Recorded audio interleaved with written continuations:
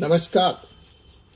4C supreme law partners के इस नए कानूनी एपिसोड में मैं एडवोकेट डॉक्टर अजय कुमार पांडे लेकर हाजिर हूं एक नया कानूनी मुकदमा है भारत बनाम पाकिस्तान।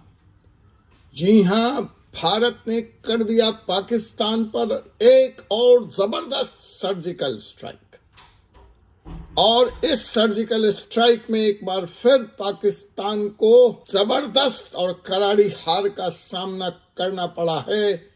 और मोदी की सरकार को, भारत की सरकार को इसे अंतर्राष्ट्रीय स्तर पर भारी सफलता के रूप में देखा जा रहा है। कहना पड़ेगा, मोदी हैं तो मुमकिन है। जी हां, आपको 2008 के मुंबई हमले की तरफ लिए चलता हूं। इस सर्जिकल स्ट्राइक के तार उसी 2008 के मुंबई पर हुए आतंकी हमले से जुड़े हुए हैं। वो हमला जिसने न सिर्फ भारत को बल्कि पूरी दुनिया को हिलाकर रख दिया था, और आतंकवाद का असली चेहरा पाकिस्तान का एक बार फिर WTC अटैक, अमेरिका अटैक के बाद दुनिया के सामने आया था। इस हमले के मास्टरमाइंड को सजा दिलाने की लड़ाई भारत 2008 से लड़ रहा था, और आज यह लड़ाई मुकम्मल हुई है। आज इसमें भारत को भारी सफलता मिली है। जी हां, एक नाम है तौहीर राणा। तौहीर राणा जो कनाडा में रहकर इस साजिश को अंजाम दिया था, उसको भारत कानून के शिकंजे में, हथकड़ियों में जकड़ना चाह रहा था, और इसके लिए 2008 से भारत अपनी पूरी ताकत लगाए हुए था। अब वह आरोपी बहुत जल्द जंजीरों में घसीटकर कनाडा से भारत की जेल में डाल दिया जाएगा, जहां उस पर भारतीय कानून के तहत मुकदमा चलेगा। क्या इसे मोदी सरकार की बड़ी जीत के रूप में अंतर्राष्ट्रीय जगत में देखा जा रहा है?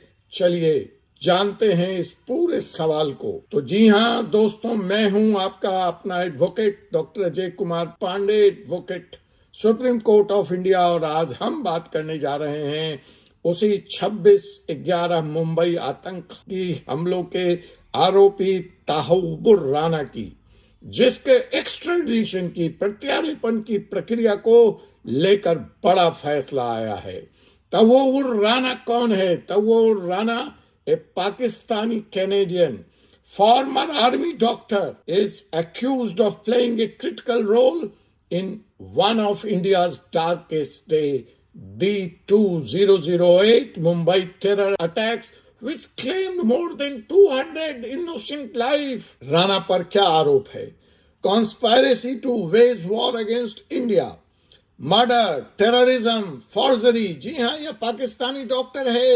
यह कनाडा की धरती पर रहकर भारत के खिलाफ पाकिस्तान के सहयोग से आतंकवादी गतिविधियों को अंजाम दे रहा था। ISI का पूरा साथ इसे मिला हुआ था। Facilitating David Headley's reconciliation mission in Mumbai under the guise of business expansion. He was a co-conspirator with David Headley, and they were spreading terrorism. They were causing terrorism in the name of business expansion.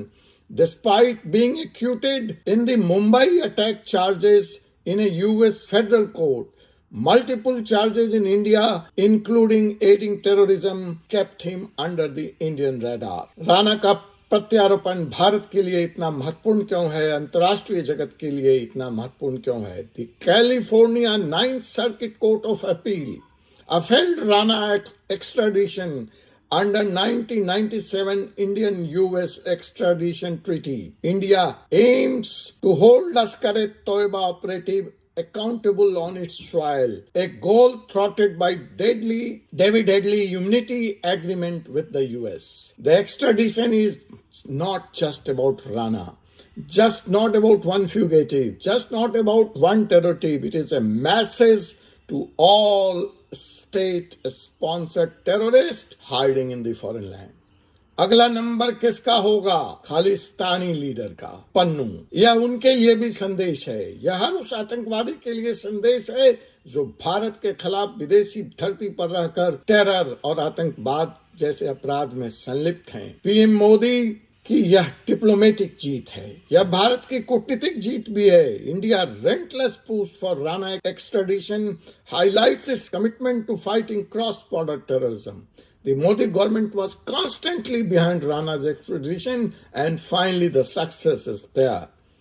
Pakistan always tried to thwart the move of India, thwart the attempts of India, and sealed preparators like Dawood, Rana, Headley, which is now exposing its complicity in spreading global terrorism. Not only terrorism against India, but Pakistan is the key player when it comes to spreading or taking terrorism, be it any part of the world. यह कदम, यह फैसला California 9 circuit court का भारत की छवि को मजबूत करता है और पाकिस्तान की असली सच्चाई, पाकिस्तान की काली सच्चाई, पाकिस्तान का झूठ, पाकिस्तान का पोल खोल कर रख देता है।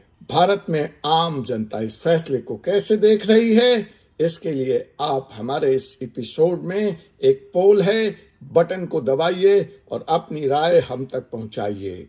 हम उन लोगों से भी सुनना चाहेंगे, हम उनकी भी प्रतिक्रिया चाहेंगे, उनके जानने वालों की भी प्रतिक्रिया चाहेंगे जो उस दिन भाग्यशाली थे और 26/11 के आतंकवादी हमले के बाद आज भी वो सांसें ले रहे हैं।